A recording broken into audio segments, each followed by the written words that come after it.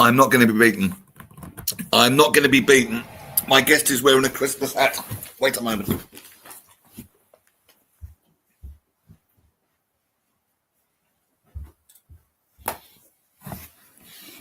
Ha!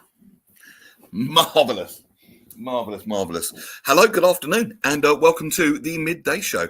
Got a very special guest today. We'll just do a couple of hellos. We'll see who's on. If you'd like me to shout out to you. Matt, I can see you in the green room. I saw your private message, and I'm really just about to bring you on in 1 second. So we're going to have a good old chat about pure rock and roll. Any comments, any questions for Matt? Please let me know. But let's bring him on right now. I'll give you the backstory first, actually. I was in my local pub, a pub I used to drink in quite a lot, called Woody's in New Morden.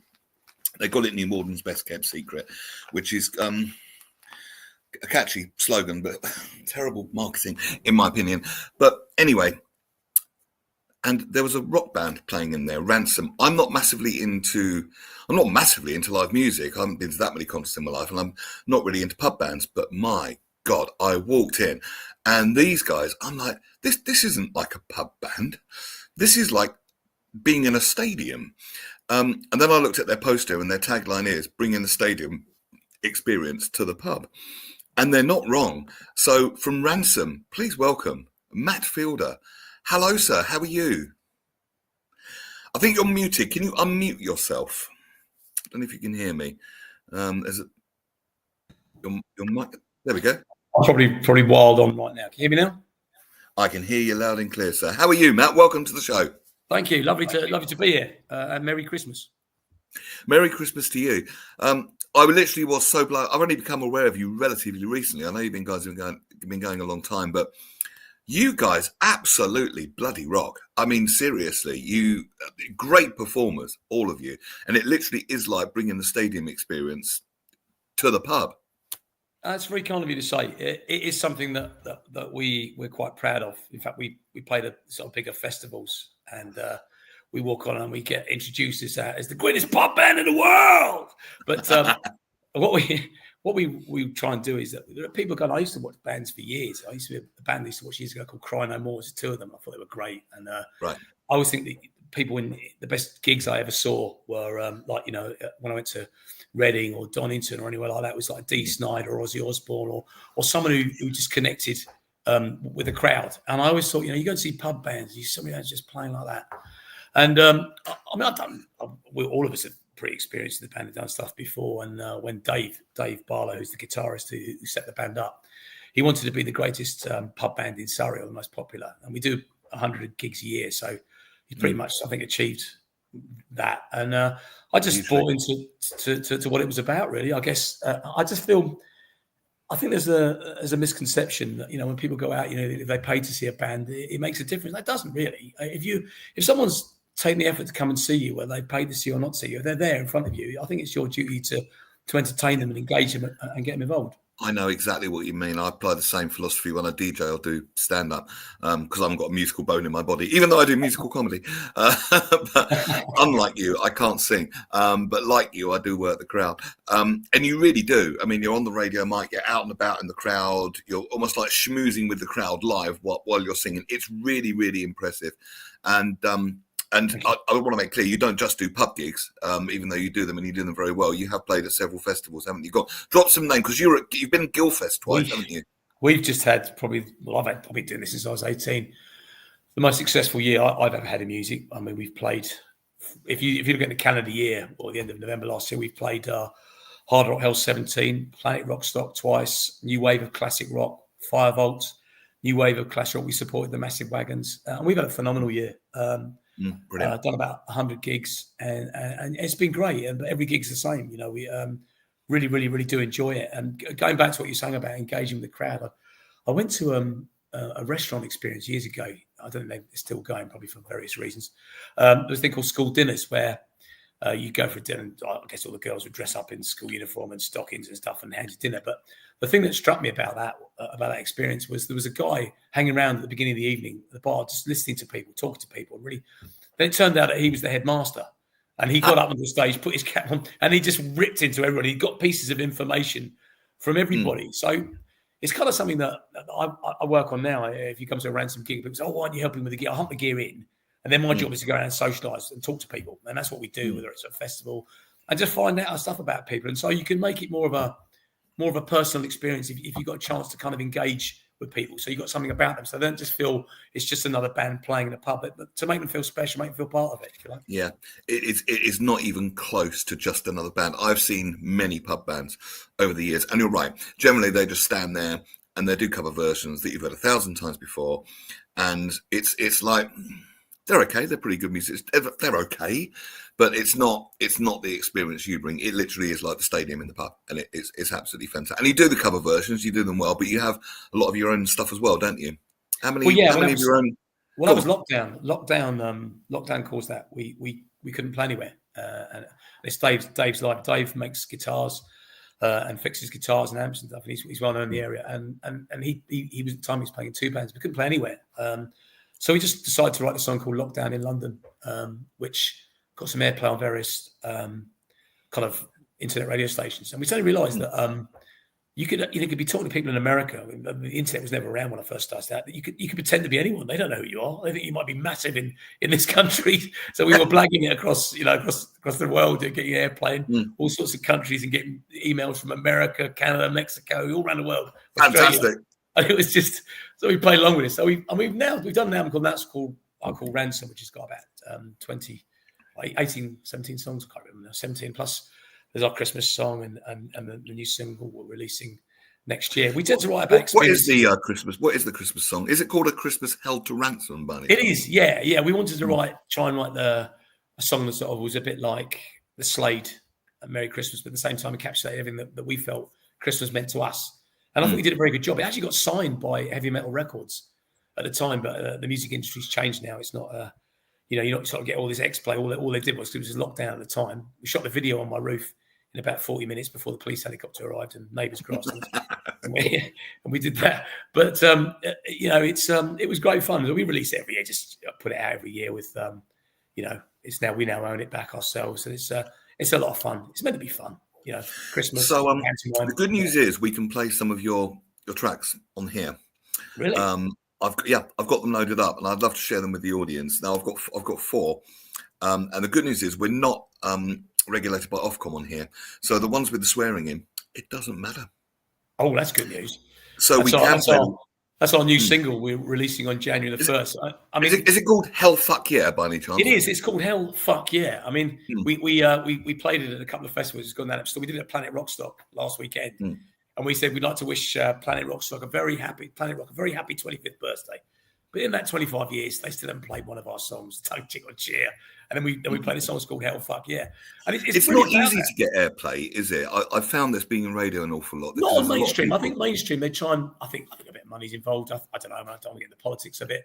I think if you're PR, it's who shouts loudest, really. They all know who we are. And the fact they keep booking us for a live set tells you all you need to know. But I think with it, and there's so many bands out there trying, and I don't begrudge any band getting out. There's no jealousy on our part. We're really great. If you see someone get out of song we know, I'm really pleased. We supported Massive Wagons, and they're doing fantastically at the moment. And I'm just proud of what they're doing. Bands like that, Skindred and The Treatment and South of Same. There's bands out there that are absolutely smashing it, and I'm really pleased. But as I said, we just going to do our own corner. We do our own thing. Getting airplay on the radio, on the mainstream, there seems to be some snobbery about it that you have to sit down and discuss every week. I think Planet Rock have 3 songs they choose every week. We've had 18 letters back from BBC Introducing that say, a member of BBC Surrey and Sussex has listened to your record. And while it does not mean we're played, it's a good start. We've had that about 20 times actually now. So we've used that as the introduction to our latest song. We've sent it to them. And brilliant. Funnily enough, Alex Holcomb, who does the rock show, has actually got it now. And so they're probably thinking, can we play this? Can we play? Well, we can't play this. Can we play this? And it's in their head. Well, we can, and we will play it here. So if it's okay with you, I've got 4 of your tracks lined up, and we're playing them throughout the show. That'd be amazing. Should we have one now? Yeah, help yourself. All right. Take your pick. So you choose Hell Fuck Yeah, Little Green-Eyed Monster, Enter the Dragon, or A Christmas Hell to Ransom, the Christmas song. Which one should we go for? Well, I think we should end with the Christmas song, definitely, because get people in the right frame of mind. But yeah, if you'd like to play our new single released on January the 1st, Hell Fuck Yeah, that would be amazing. All right, let's do it. Hello. A member of the BBC introducing team from Surrey and Sussex has listened to your record. It doesn't necessarily mean that we'll play it, but it's a pretty good start.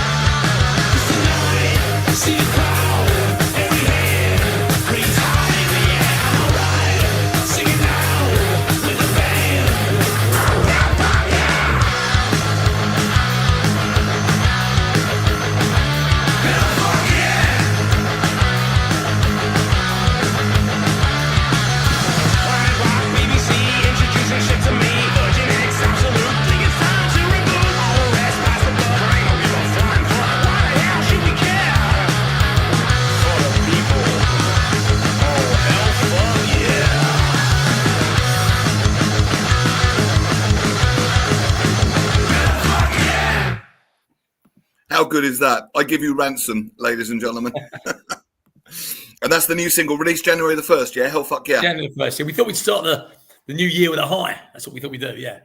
Yeah. Well, it's a very nice, gentle, laid back record. I probably listened to that while I wanted to relax and wind down for the night. Exactly, yeah. It's the perfect wind down song. Yes. But imagine folks listening, imagine that energy in your local pub, and we you know, the cover song that you do so brilliantly as well, but with that real rock and roll energy. Absolutely fantastic.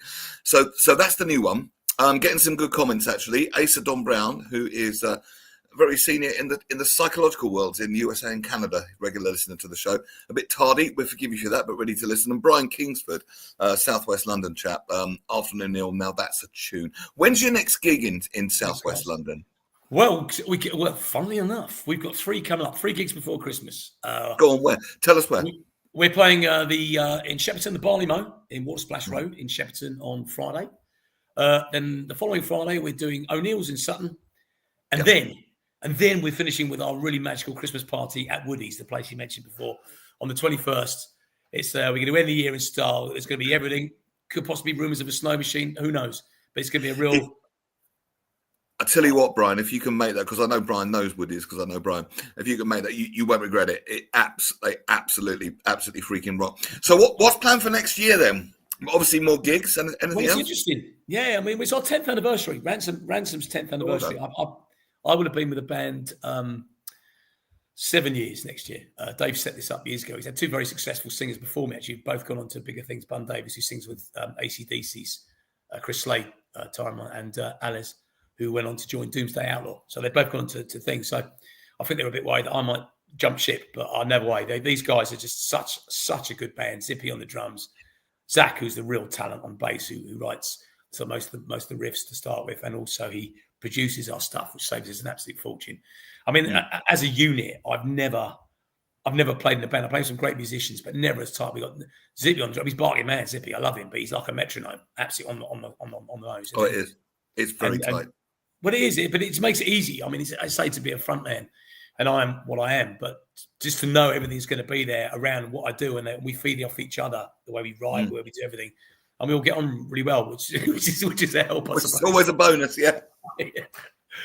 yeah. Ransom, it's a party. We always say, everyone's welcome. We're a family, and all our fans get that with the t-shirts. Everyone's welcome. It's humility, dignity, unity, and respect to everyone. That's kind of what we're about, and we want people to feel inclusive. So we spend the time, as tiring as it is sometimes after gigs and before, to sit down and talk about. We have a time day for everybody. Everyone's welcome, and that's I've noticed what we want people to feel. Yeah, very much so. Where did the name come from? I love the name as well. Well, I think Bun, the original singer, was one I worked out with Dave. It was before my time.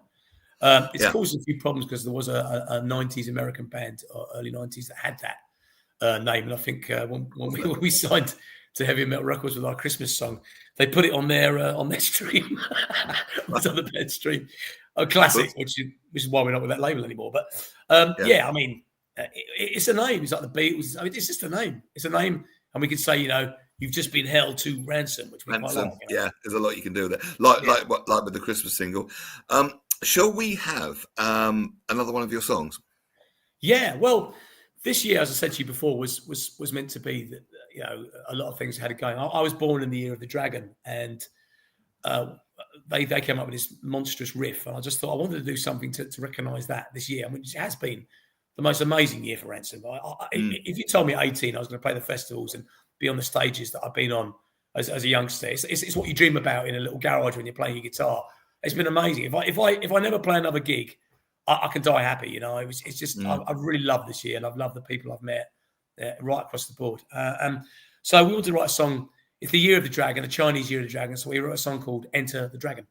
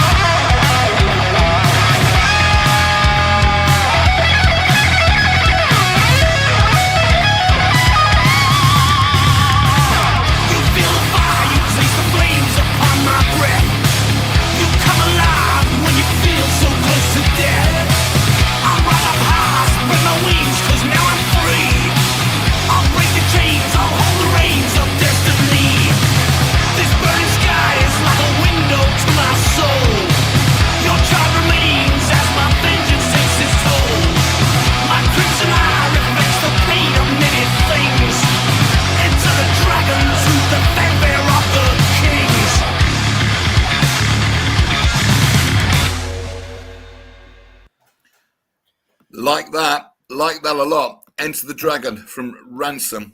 Thank you. Absolutely That's the T-shirt. So you can wear the T-shirt with the dragon on it. Yep.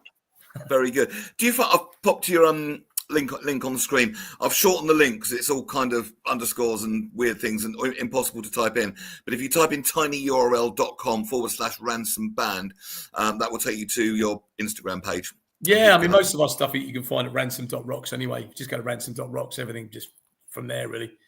Okay, I'll lyrics, put that on songs. instead then. www.ransom.rocks. Yeah, just go there, or just literally ransom.rocks. If you type that in, it'll take you there. That or Crime Watch, one of the two. Do you find it easy to write lyrics? Do you know, I realised at a very early age that I could write, and that I had an ability. I've had 2 books published. Have you? An autobiography called "You Know You Love It" about a band I was in before called Hurricane Jane. But poetry is kind of is something that I guess if I have any talent or gifts, that's it. Words come to me. I wrote one this morning. I'm unemployable. I can't do a day job. I try. I can't work in the office. All the politics, I can't do it. And I could never go back to the 9 to 5. I mean, the idea of going back to that for you and me is anathema. No way. You know, I've got a mortgage to pay. I've got to do it, and the band will play so much. But you know, so writing words, I write about things that affect me or that I feel vulnerable. I've got tongue in cheek. I don't think things too seriously. I think we've lost the ability to laugh at ourselves. And I think if people just learn to accept things a bit more and laugh at themselves, then I think we'd be a lot better off as people. You know, just tolerate everyone, respect everyone, and have a laugh. Yeah, absolutely. I find I can get splurges of writing. Sometimes, normally if I've had a few beers, an idea will come to me. I'm like, oh, that's good. Then I write it on the back of my hand. Then I have to translate what I wrote the next morning if I haven't washed it off. Then I have to try and work out why that. Don't you? When you're inspired, I had dreams. I always remember that was it Terry Nation. He dreamt the Daleks, and then he went. And so I always remember years ago I had this great idea that why don't they invent like this drive-in for old people at night? They could get milk, eggs, but I thought it was a really good idea. And then as I was walking to work, I saw that Lidl had their marketing conference at the IMAC in London. I dived. I said, "Is the marketing manager?" I had this dream. I was in my head. I said, "Yeah, you could have this drive-in, and you could call it a driddle." And he just looked at me and walked off. So that was it, really. Oh, come on! That was the £1 million idea. I thought so. If it transpired, but yeah, lyrically, that's when I write at night or when I'm angry about it, happy about something. And if I haven't washed it off my hand, I'll have to try and work out why it was funny 8 hours ago. And now I've got a bit of a foggy head. Why was that remotely funny last night?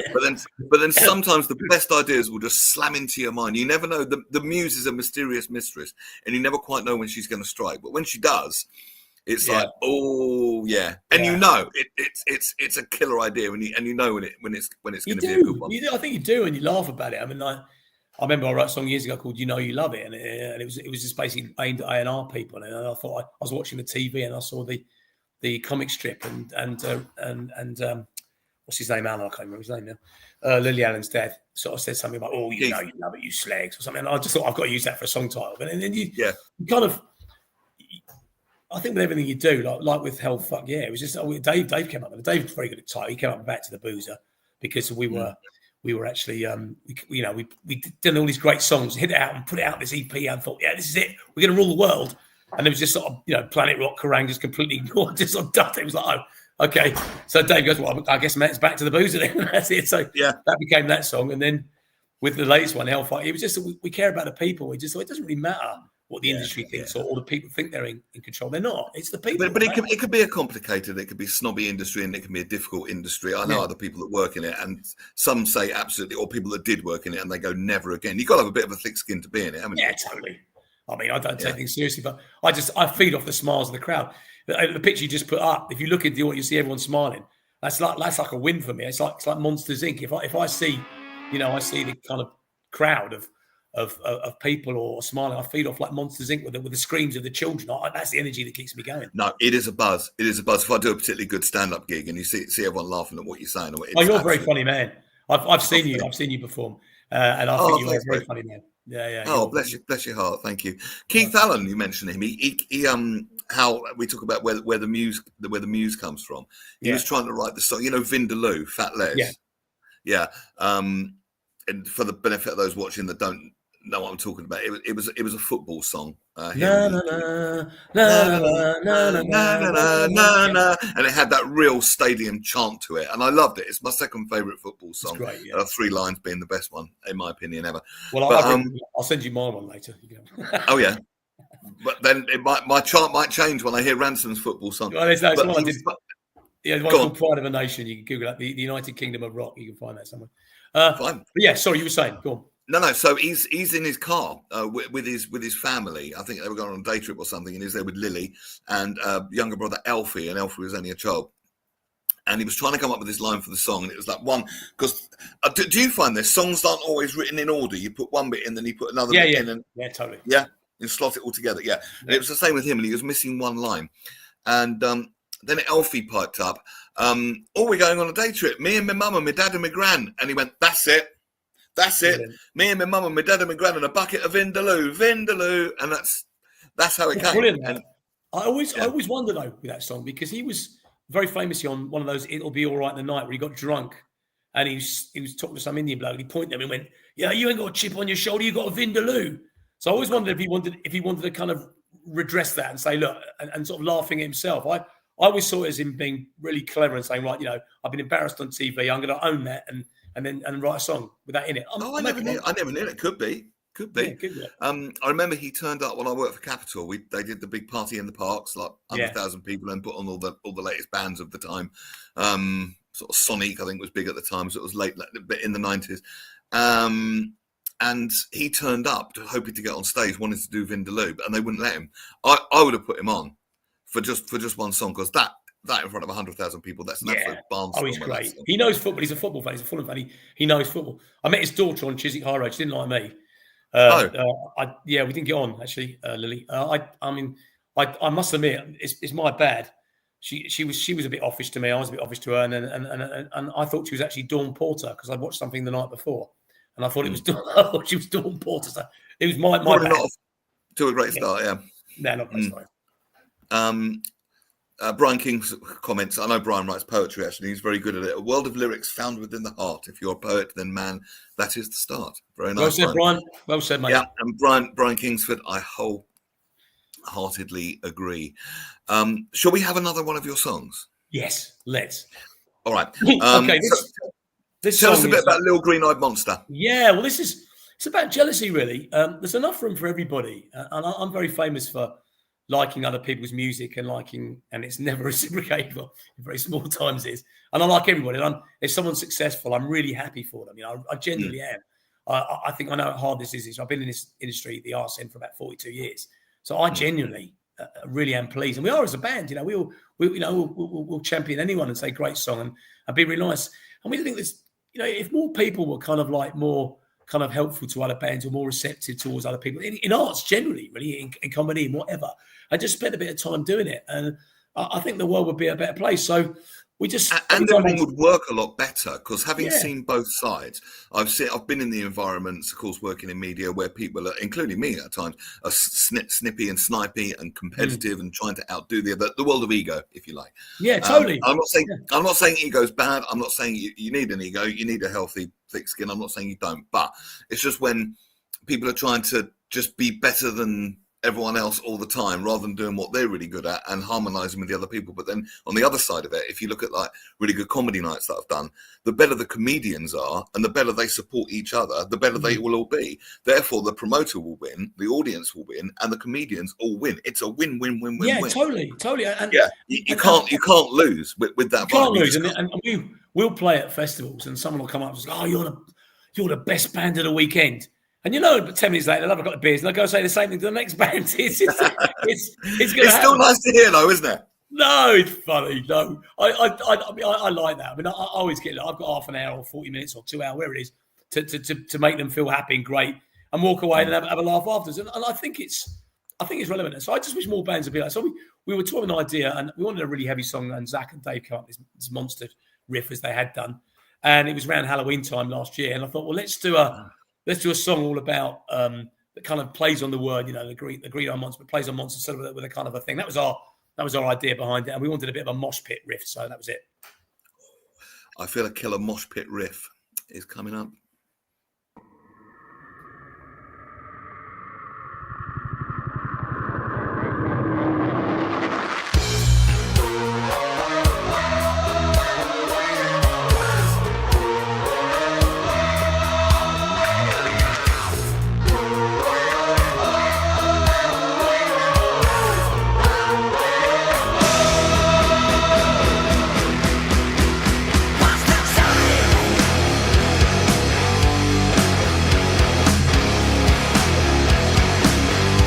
artillery.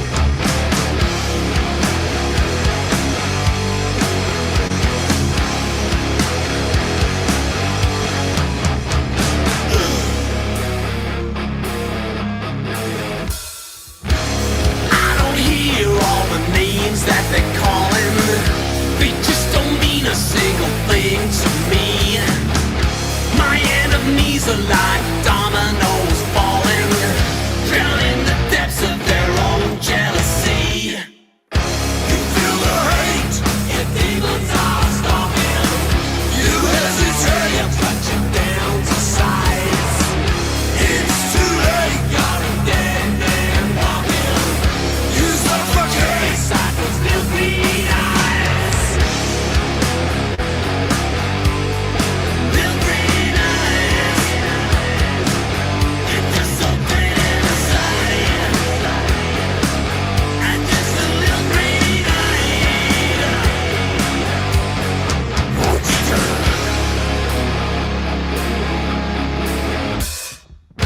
I know they're watching all the things that I'm doing. I see them staring from far and wide. And every bite of the fat that I'm chewing just eats away at their souls inside. You feel the hate, your demons are stalking. You hesitate, you cut you down to size. It's too late, you're a dead man walking. You suffocate, inside those little green eyes. Little green eyes. You're just so pretty inside.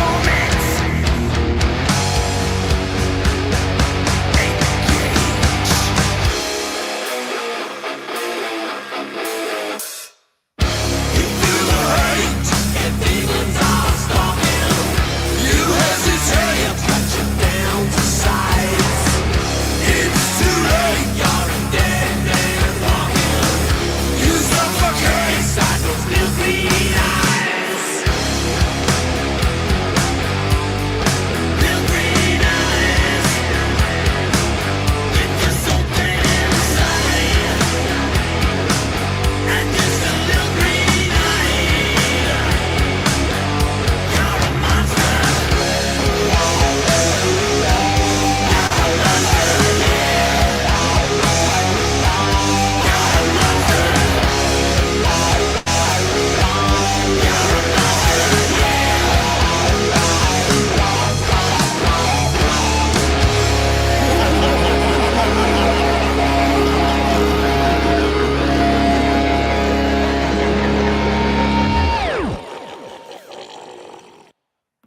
I tell you what, that's getting added to my Halloween playlist. I like that.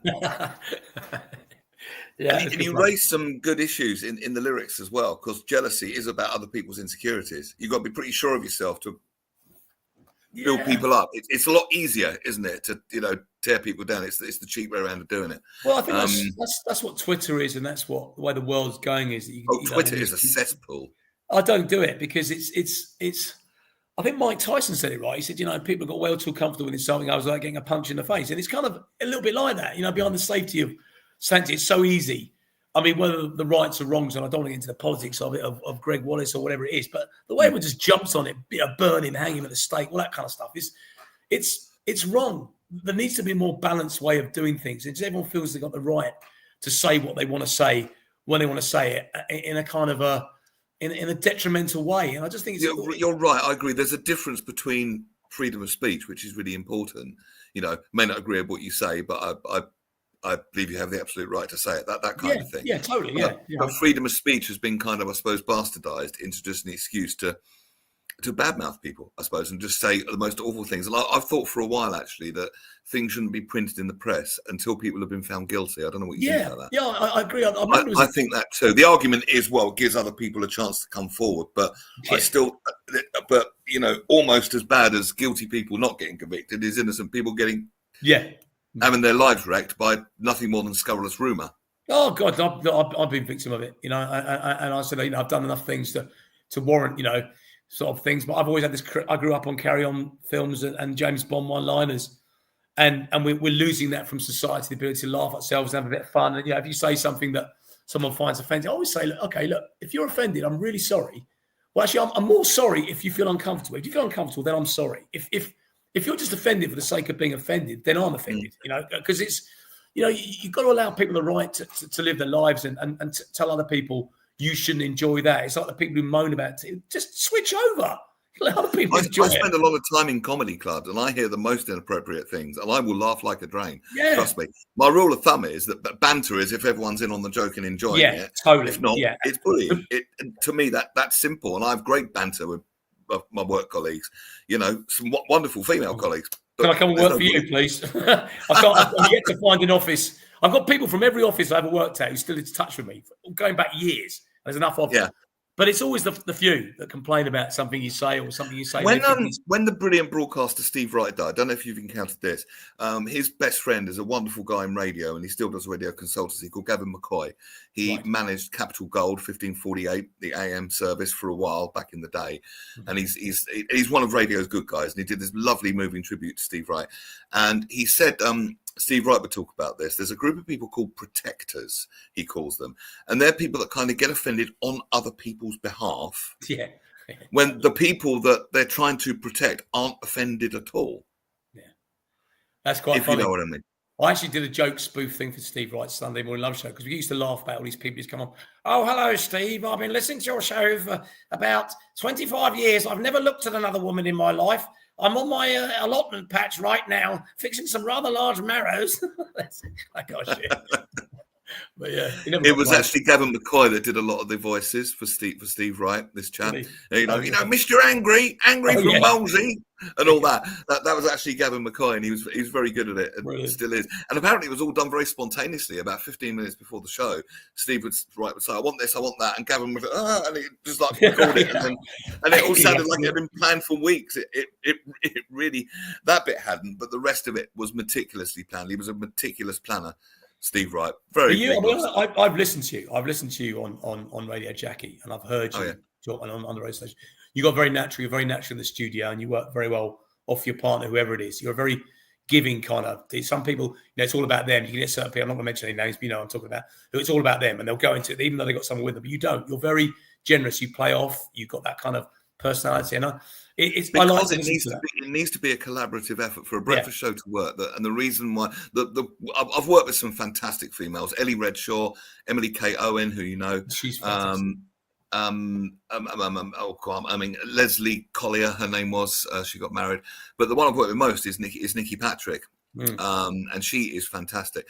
She's we met her at Guildford, didn't we? Didn't we meet? You did, of course. Yeah, she interviewed you, didn't she? Yes, lovely absolutely. Lady. Yeah, lovely lady. And she is a lovely lady, but we work really well together. But the joke is, we're like an old married couple that bicker, basically. and just try and make each other's lives miserable for 3 hours every morning. And people sort of tune in. Oh my God, what are they going to say next? Did they actually just say that? Oh my God, did they just say that? How do they get away with that? And all that sort of stuff. And we've got a wonderful girl on news, Chloe, who's only young, but she's really, really good. I say only young, mid-late 20s, but she's absolutely fantastic. So next year, what big gigs have you got coming up next year? We're doing the Allfold Rock and Blues Festival, which we're very pleased about in Farnham, alongside the Glenn Miller Orchestra. So I hope you're in the mood. Very good. Chattanooga Choo-Choo. Yeah. I've heard the Blockheads are fantastic. I've never seen them, but I've heard rumours they are. Yeah, great. Weren't they at Guildfest last year? Yeah, they were. Yeah, I met them there. So we're playing with them. Zach Schultz and the gang, they're really good, and a few others when Rivers meet, and some really good bands. So we're pleased about that. We're playing the SOS Festival, which is up in Manchester. We're doing the Hammer Down Festival, and I think we're starting the year at Rockmantic in Carlisle, which is another rock festival. I mean, we tend to get given like the opening slots and the kind of like the graveyard shift, but we're like a Call the Wild. All we did was got the cesspit guy to open the cesspit first thing in the morning. I jumped and hand-booked an ambulance driver, drove around, got everyone out of bed. There's ways that we had the biggest crowd of the day at Call the Wild, on the Saturday. That's what we do. Yay. We work with the people, and New Wave of Classic Rock, again, with the biggest crowd of the day. Just everyone comes in, you just get them all in, talk to them, and then give them hell. And then make all the other promoters jealous so you never get booked again. That's kind of what we do, really. Do you get booked up quite a lot in advance? I mean, well, we do. Dave's brilliant. Dave's amazing at booking gigs. He books like 4 in blocks. So we're booked up every week, every Friday and Saturday, throughout the year. We are. Brilliant. He's achieved what he wanted. Surrey's hardest working. We are, without a shadow of doubt. There's no band that can light a candle at what we do. But they're brilliant bands. Don't get me wrong. But literally every Friday and Saturday, how my married life has stayed intact for 32 years. Our Lord only knows, especially with what's going on. But to me, we enjoy it. We have fun. It's why I lose so many jobs on a Monday morning. But there we go. That's life. It's just I love the feel of what we do. Next year is our 10th anniversary. Come out and see us. If you're in a pub, come out. If you want to see a band, even if you just pop in for a few beers, you'll have a great time because that's what we do. Yeah, absolutely. Question from Asa Don Brown. Who's been your personal inspiration, and have you had any mentors along your musical journey, says Dr. Well, that's a really good question. I'm very lucky, actually. I've got to meet some of my heroes, from sort of Bruce Dickinson to Phil Lynott. You met Bruce Dickinson? Wow.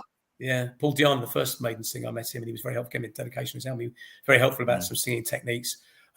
Lemmy, I've met.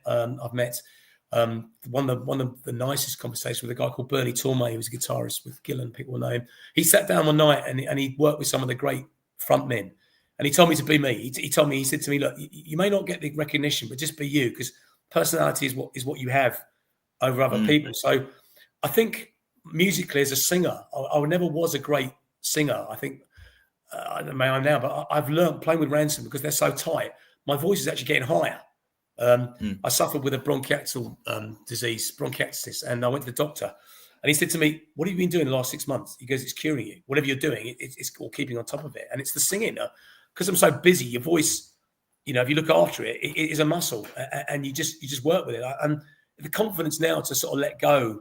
And when we do the covers and do anything from Led Zeppelin to Metallica to, whoever, we always do it our way, but I can get up there. Whereas years ago, I know I couldn't. I listened to old tapes of me and I'm thinking, wow, I've definitely come on as a singer, but being a front man, the voice is trainable. The more you do it, the more. Yeah, it is, and you learn techniques how to look after it. There's a girl called Alexandra, who's German, who's given me some nice voice tips. How do you do it? How do you take care of your voice?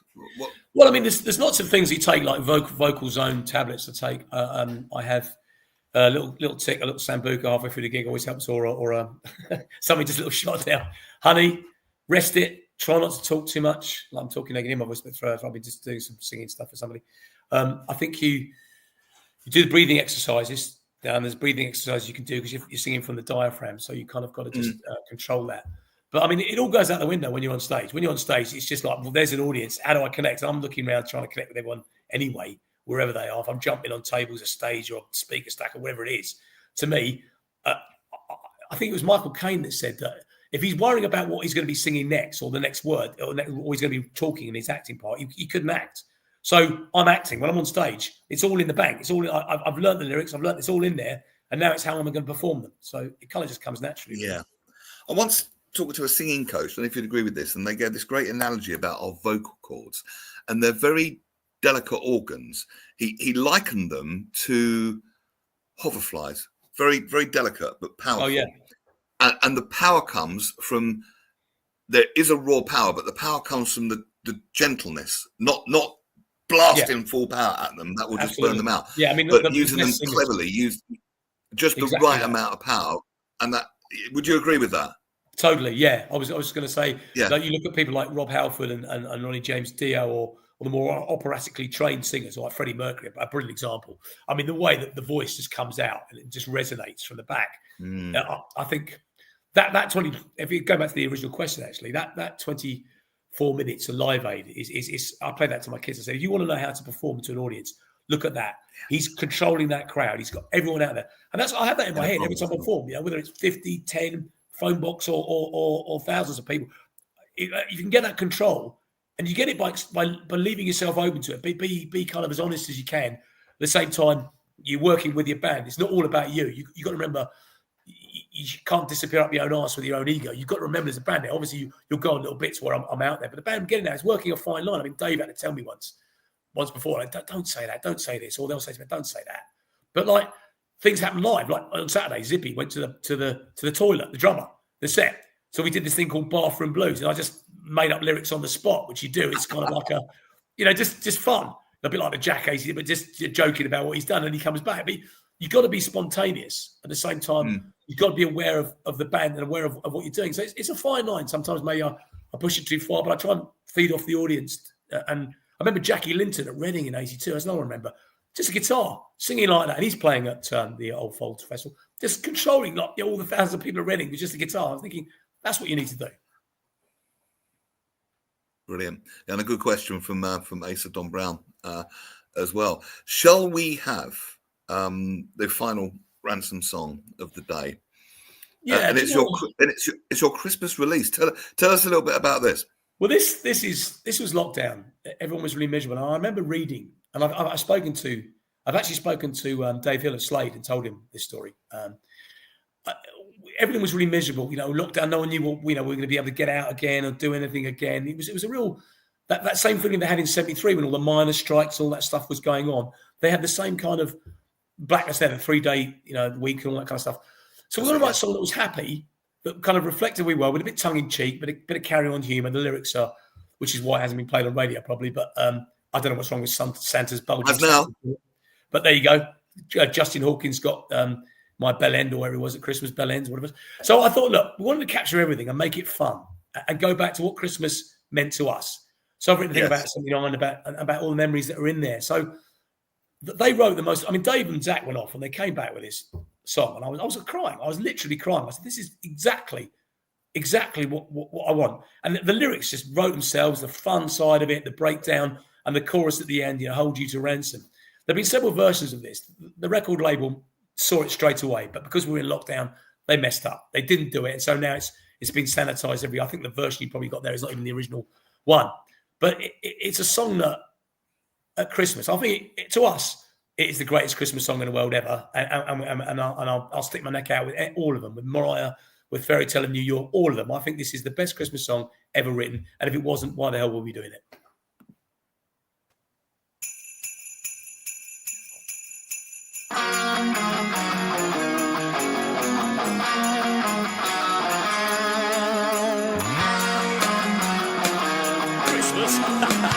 That's for kids, isn't it? So here we are, dear brethren. Well, it's that time of year again. So feel the spirits of Christmas past. Bells are ringing, flags have mast. But don't you worry, no time to dwell. Already been halfway to hell. Don't need money, go with the flow. Just grab your tinsel and your mistletoe. This fairy tale can still come true if you can find the inner child inside of you. Come on! Gonna hold you to ransom of the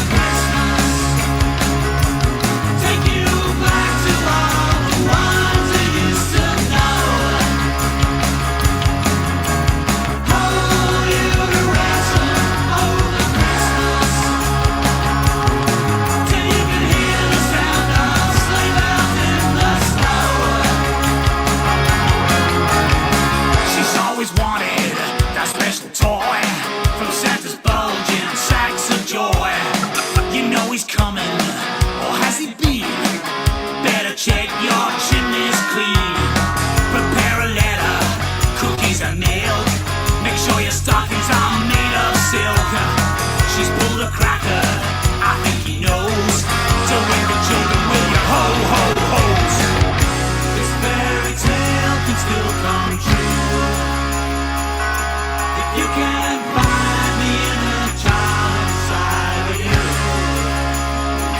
Come on! Hold you to ransom over Christmas.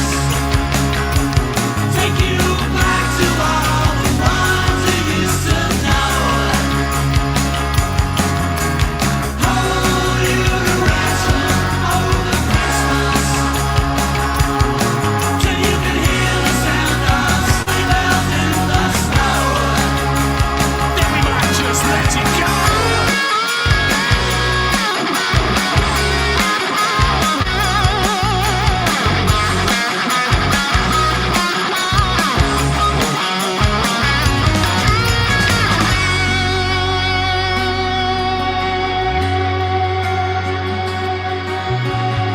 Children's laughing all around, making angels on the softer ground. Takes me back to '79, snow falling on the railway line. Oh, this feeling just never ends, but I guess it all still depends on you and me and where we're at, and if you're still wearing my Santa's hat.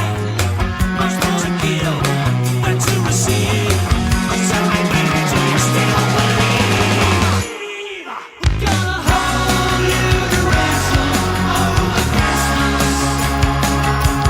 Take you back to all the ones who used to know. Hold you to ransom over Christmas. Till you can hear the sound of sleigh bells in the snow.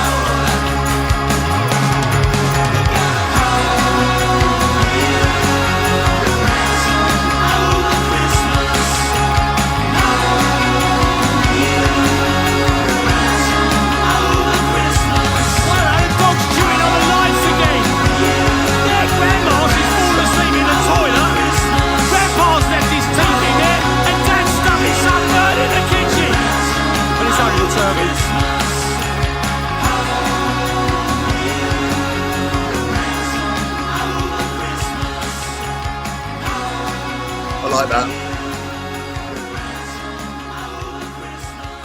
Really like that. Thank you. Can you tell me why that's not been played on the radio? I don't know. No idea. I wouldn't even begin to hazard a guess. No.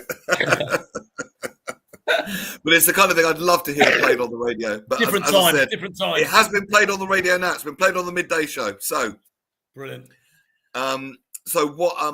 just run us very quickly through your gigs for the rest of the year.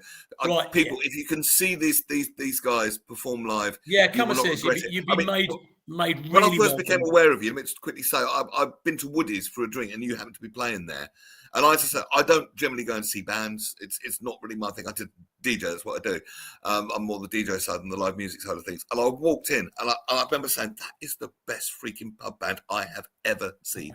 And I said it on the radio the next morning, and you happened to be listening, and you texted me, and then we just started chatting. But literally, they will be the best pub band you have ever seen. Trust me on this. So where are the rest of your gigs? Right, so in order, Shepperton, the Barley Mow Friday, kick-off 8:30. Following Friday, we're playing O'Neill's in Sutton. And then finally, for the Christmas gig, the final gig of the year, 21st of December at Woody's in New Malden. We're going to have a proper Christmas party. Dress up in whatever you want to dress up in. You know, I'm not going to go with themes anymore because if I suggest school disco or do anything else like that, people will come or they won't come. But yeah, dress up, have fun, and we'd love to see you. And come and be on board the Ransom family. Download the song Christmas Hell to Ransom. Our new single Hell Fuck Yes, released on January the 1st. And come and see us wherever we're playing. We're most welcome. Brilliant. Matt Fielder, all the details are on the website, www.ransom.rocks. To Matt and all the Ransom crew, keep doing what you're doing because you do it bloody well, mate, and I will see you at a gig soon, no doubt. Thank you. God bless. You're very welcome. All the best, Matt, and a very happy Christmas. Take care, Andrew. Bye. Wow. That was not a bad show, was it? And don't apologise for playing those songs. Absolutely bloody brilliant. So thank you very much indeed for tuning in today. I can tell you that Russ and the gang will be back on Friday. And I'll be back on Monday with Russ. But on Friday, it's Screen Queen, Chantal Ricard. All the best things to watch. There's loads of good things on the box at the moment. Theatre critic Jonathan Baz, and of course my counterpart Phil Dave are going to be presenting the show on Friday with Russ. Any last comments before we go? Any last cheeky comments? Any heckles? No. If you want to check out my YouTube channel full of funny filth, not for work, not for kids, 18 plus, but funny, you can check that out. And of course, if you want to see where Matt Fielder and Ransom are playing, that is the website there, www.ransom.rocks. Also what I'll do, Matt, I can see him still in the green room. I'll send you the footage of this as well. If you text me your email address, and I'll send you the footage of this, and feel free to use for any marketing purposes whatsoever. Because your songs have now been played on the radio, on the one and only Midday show, which will be back with Russ on Friday. And we'll final thought from Brian Kingsford, a poet. Brilliant show, and great show from Liz as well. Thank you for that. And the rock and roll signs from Eve Phantom and Asa Don Brown. So I'd say we've had a good one today. From me, Neil Long, catch you soon. All the very best. I'll see you Monday. And once again, thank you, Matt Fielder from Ransom.